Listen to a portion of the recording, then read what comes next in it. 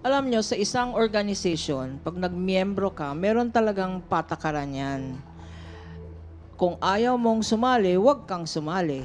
Kung gusto mong sumali, sundan natin yung tinatawag na rules and regulations. Unang-una, magbayad ng membership fees, no?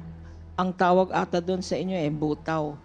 5 pesos every day. May kabigatan yan. Ngayon, 10 pesos every day.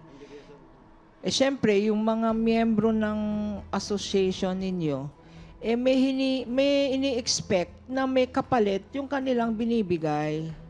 Anong kapalit niyan? Number 1, na maayos ang samahan. Number 2, na pantay-pantay ang pag-enforce ng mga regulations. Kagaya ng yung inamin mo na pag-asawa mo, ang dinadrive mo, sando ka lang, no?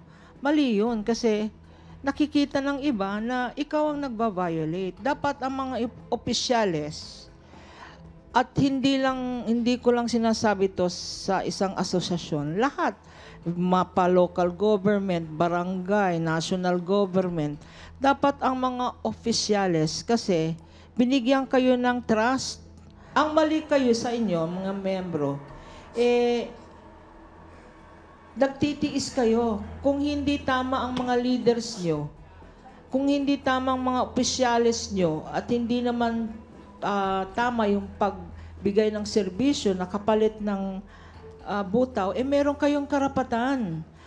Nasa Constitution the right to freedom of association. Ibig sabihin nun, pag may association kayo, libre kayong mag-organize amongst yourself, mag-election kayo, hindi yung appointment. Palitan nyo ang mga opisyales ninyo.